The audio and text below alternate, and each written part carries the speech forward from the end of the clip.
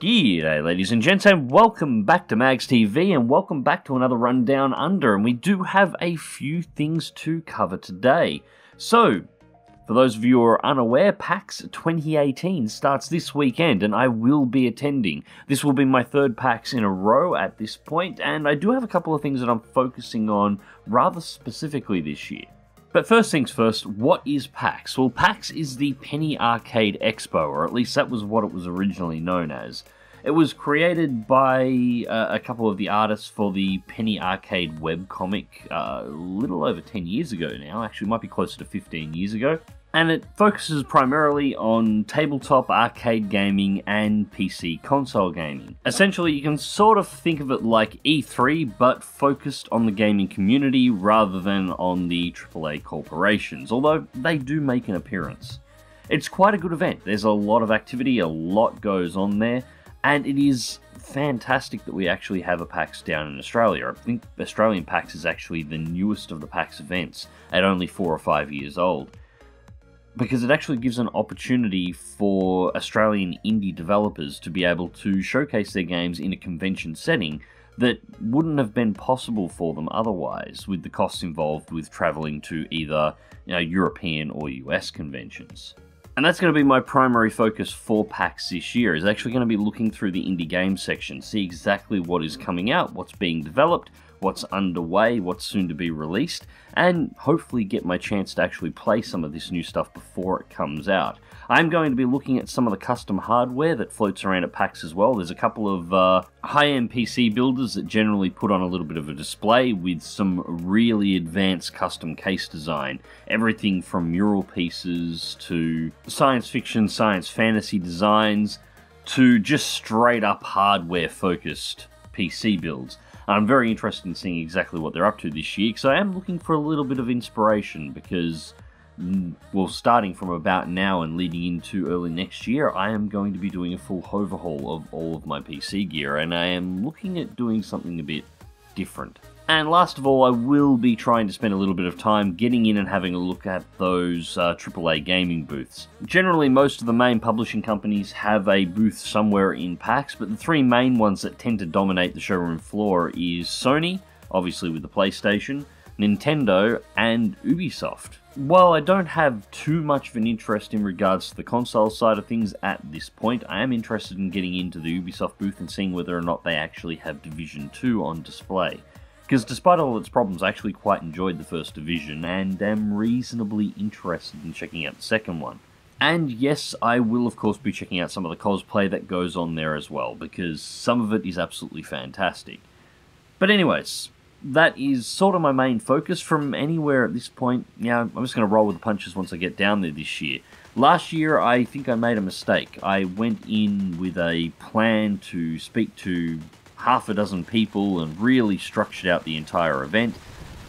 And in the end, I don't think I ended up enjoying it as much as I could have, mainly because I went through trying to follow the structure rather than just taking it as it comes.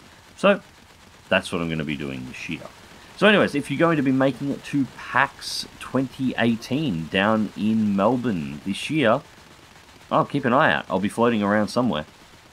Alright, so next up, War Thunder patch 1.83 dropped last night. It was a 19 to 20 gig update, which unfortunately, due to some issues with my net connection, I only managed to get downloaded this morning. So I actually haven't had a chance to do much other than have a quick poke around the patch at this point. So there's not going to be any review here, there's not going to be any coverage for it here, at least not yet. I'm probably not going to be able to get onto it until once I'm back from PAX on probably Monday or Tuesday. I'll try and have something up then. But I do sort of have to ask the question, does anybody else feel like Gaijin's in a little bit of a rush at the moment? I mean, the 1.81 patch was only released a little over a month ago, and that was a major content patch containing all the helicopters and quite a few new, more advanced top-end tanks. And now we're getting 1.83 just well, less than a month and a half later. And the timing seems awfully odd too. I mean, October and November are well, unless you're a major AAA game release, or something that's got some really huge backing and a huge amount of hype behind it, October and November are the months that you send games or major updates to die of obscurity because of the sheer volume of competition that's available in these 2 months on the lead up to Christmas. I mean, I don't know, this is, just to be clear, not a negative against Gaijin. Releasing new content is, whenever they want to release it is fine, there's nothing negative about it. It just seems a little rushed, and I'm not entirely sure why. Unless it's because Ships has been in development for such a large period of time, and Gaijin just wanted to push this out the door and get it doing its thing, that's entirely possible. But otherwise, there was very little time for them to hype it up, there was very little build-up, and they've released directly into 2 of the most competitive months of the year in terms of the gaming space. Yeah, it just seems a little odd. But the upside is, I suppose it's not going to be too long before everybody's floating around in a ship in the naval battle modes, which is fantastic for me, because it means I have so many more targets to torpedo, and dive bomb for that matter, during the matches, and that is excellent. I'm not going to lie, I never really got too much into War Thunder's ships, but I really do like flying aircraft above War Thunder's ships. And speaking of aircraft, ships and tanks, one of the biggest questions that I've had popping up for, it's been more than a few months now, to be perfectly honest, nearly since the early start of the year when I stopped making these videos, is why did I stop doing the history videos, and why haven't I returned to them? Now, there was a couple of things for this, and it all involves demonetization, and it's not just the money side of things, although since I do this to essentially keep myself off a disability pension, yeah, that is important, but it is not the be-all and end-all of what I'm doing anyways. When you make a video, demonetization has a tendency to do 2 things. First, obviously your ads get taken off your videos, so you don't make any money from them, but more than that, because there are no ads playing on the video, Google and YouTube aren't making any money from it. So the second thing that happens is that demonetized videos tend to be put in a much lower priority queue. This means that quite regularly, people that are subscribed to your channel won't even get a notification of this particular video being available, because why would YouTube serve to you a video, even if you're subscribed to the content creator that made it, that you're not going to watch an ad on because it's a demonetized video and they're not going to make any money off as a result. They would just serve you a video from one of the other content creators that you happen to be subscribed to that does have ads on his video, and make sure that you clearly see that that video is made available. This is actually part of the reason why you will occasionally see a content creator that you follow upload a video and you will never receive a notification from it. It's the algorithm. It's likely something's happened with the monetization of that video, and it's less profitable for that video to actually be served to you. Google wants to, or YouTube wants to, make sure you are looking where they want you to look, essentially. Now, this little situation caused me a lot of problems because, well, pretty much all of those historical videos that I made got demonetized. I did manage to get them back, but it took quite a few weeks to actually manage to recover them. And yes, that's even the Emu War one, which was just me taking the piss out of my own country. And yes, even that got demonetized. And the reason is the key search terms. Now, when you upload a video to YouTube, you have to put in a whole bunch of key terms that are supposed to make it easier for the actual search algorithms on YouTube to locate videos that are appropriate for somebody who is searching a particular topic.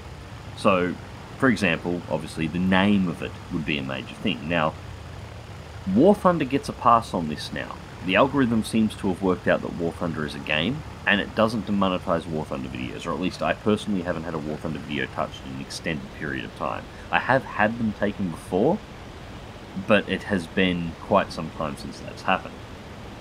However, just War on its own will trigger a demonetization. War Stories, the name of my series, will trigger a demonetization. Any mention of the term Cold War in any form, regardless of context, will trigger a demonetization. History will trigger a demonetization, and the numbers 40, 41, 42, 43, 44, 45, and 1940, 1941, 1942, 1943, 1944, and 1945 will also trigger demonetizations.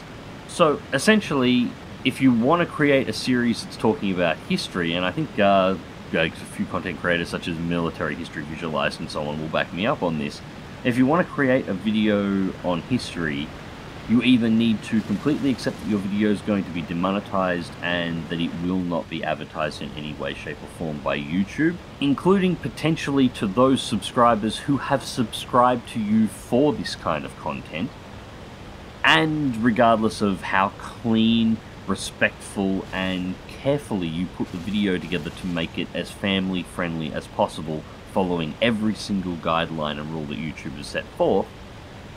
Or, if you make said video, you cannot advertise that video as being that kind of content at all. You cannot use any of the search terms that would allow people to actually find it in the first place.